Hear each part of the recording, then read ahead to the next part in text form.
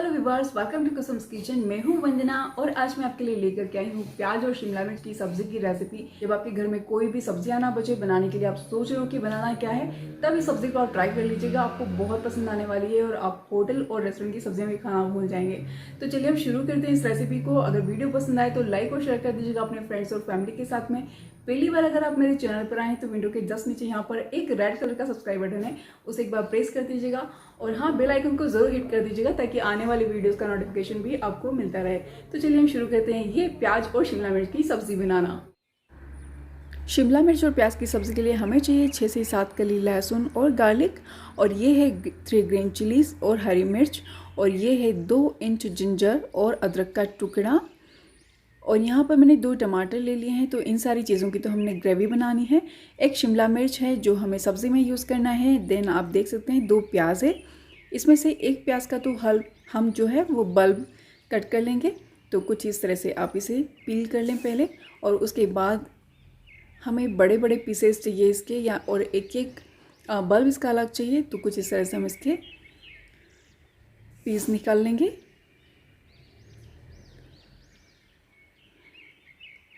जो हम रेस्टोरेंट और होटल में खाना खाते हैं और वहाँ पे जो सब्ज़ी और ग्रेवी होती है उसमें भी कुछ इस तरह के पीसेस होते हैं। तो सेम इस तरह से हमने उसे कट कर लिया है।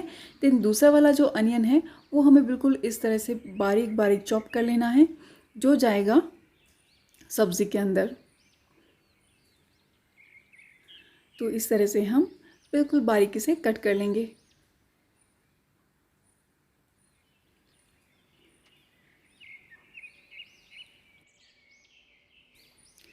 अनियन को इस तरह से फाइन चॉप करने से जब हम ग्रेवी बनाएंगे तो उसके अंदर बिल्कुल छोटे छोटे से इसके चंक्स हमारे मुंह में आते हैं, जो बहुत ही टेस्टी लगते हैं।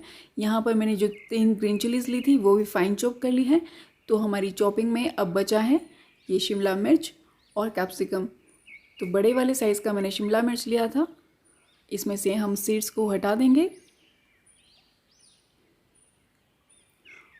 और ये देख सकते हैं आप, पूरी तरह से हमें ये होलो सेक्शन मिल जाता है। अब हम इसे कुछ इस तरह से कट करना है। तो मैं यहाँ पर 2 तरह से आपको कट करके दिखा रही हूँ। एक तो इस तरह से बड़े बड़े पीसेस में आप स्क्वायर में कट कर लें, या फिर आप इसे ट्रायंगल में भी कट कर सकते हैं, जो बहुत ही अच्छा लगता है दिखने में।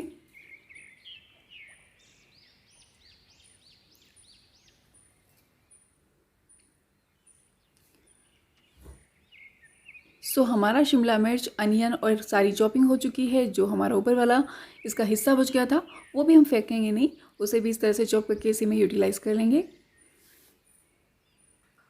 तो चलते हैं, अब हम यहाँ पर एक पैन के अंदर 3 स्पून मैंने ऑयल ले लिया है। उसके अंदर पहले हमें ये जो अनियन के बल्ब्स हैं ये सौते करने हैं, और उसी के साथ में जो शिमला मिर्च है वो भी सौते करनी है। तो दोनों को एक साथ में डाल दें।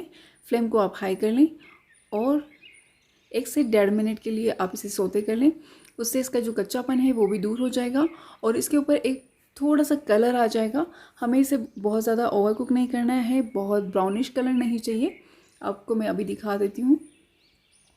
आप देख रहे हैं इसके ऊपर बिल्कुल लाइट सा एक कलर आ गया है।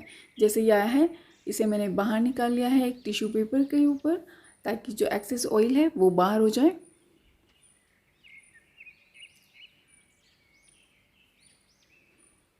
और जितनी भी कुकिंग हम करेंगे, जो हमने ऑयल इसके अंदर बच गया है उसके अंदर इसे फ्राई भी कर लेंगे, तो हमें ज़्यादा ऑयल की ज़रूरत नहीं लगेगी। 1/2 स्पून मैंने इसमें जीरा डाल दिया है उसी तेल के अंदर। जैसे जीरा क्रैक होता है, आप देख सकते हैं हमारा जो कैप्सिकम है वो कितना अच्छे से कुक हुआ था। देन अनियन, जो फाइन चॉप किया हुआ था अनियन, हमने उसको डाल देना है। गैस का फ्लेम मैंने मीडियम कर दिया है। जैसे ही अनियन थोड़ा सा कुक होता है 1 मिनट के बाद, मैंने इसके अंदर डाल दिया है 1 स्पून ऑफ बेसन, और इसे भी हम इसी तरह से इसके साथ सौते कर लेंगे। थोड़ी सी इसमें से जब खुशबू आने लगे भीनी भीनी सी, तब उसमें हम ऐड कर देंगे ये ग्रीन चिलीज़, जो 3 ग्रीन चिलीज़ हमने कट की थी। बेसन के साथ ग्रीन चिली का जो टेस्ट है वो बहुत ही अमेजिंग आता है। जो हमने 2 इंच अदरक का टुकड़ा लिया था उसमें से 1 इंच को मैंने कुछ इस तरह से कद्दूकस कर लिया था और उसे इसमें डाल दिया है। 1 इंच को हमने प्योरी बनाने के लिए रखा है। अब मैं इसमें डाल रही हूँ 1 स्पून धनिया powder, 1/4 spoon of turmeric powder और हल्दी पाउडर, और 1 स्पून रेड चिली पाउडर। तो चिली को आप हमेशा अपने टेस्ट के ही अकॉर्डिंग एडजस्ट करें, इस बात का आप ध्यान रखें। 1 मिनट हमने सारे मसालों को कुक किया है जिससे कि उनका रॉ फ्लेवर है वो चला जाए। और अब आप इसमें ऐड कर देंगे टमाटर, अदरक और लहसुन का प्योरी जो अभी हमने ग्राइंड कर लिया है। तो मैं इसे बस 1 ही मिनट पकाऊंगी और उसके बाद इसमें ऐड कर दिया है मैंने 2 चम्मच दही। ये फ्रेश दही है यानी कि योगर्ट। इसमें दही ऐड करने से इसका एक तो कलर बहुत अच्छा आता है, देन दूसरा इसमें एक टेंगी सा फ्लेवर आ जाता है जो इसे बहुत ही अच्छा टेक्सचर, एकदम स्मूथ सा इसका टेक्सचर हो जाएगा। देन टेस्ट भी इसका अमेजिंग सा हो जाएगा। अब मैं इसमें थोड़ा सा पानी ऐड कर दूंगी, लाइक हाफ कप। और उसके बाद मैंने यहाँ पर गैस का फ्लेम लो कर दिया है। थोड़ा सा पेशेंस के साथ अब हम इसकी कुकिंग करेंगे।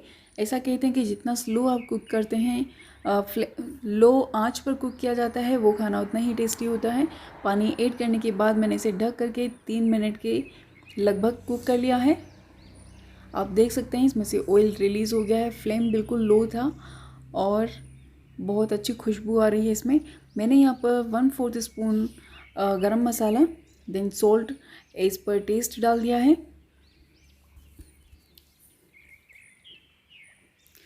अब हमने जो अनियन और कैप्सिकम यानी कि प्याज और शिमला मिर्च को सोते किया था वो इसके अंदर डाल के मिक्स कर देंगे। जब ये सारी चीज़ें एक दूसरे के साथ मिल जाती हैं तो उसका फ्लेवर एकदम से जो एनहेंस हो जाता है, एकदम से यूनिक फ्लेवर आता है, वो बहुत ही ज़बरदस्त होता है। एक बार आप इसे ट्राई कर सकते हैं।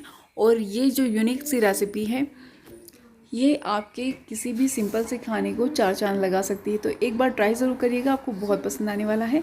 यहाँ मैंने बिल्कुल 1 पिंच शुगर यानी कि शक्कर डाल दी है।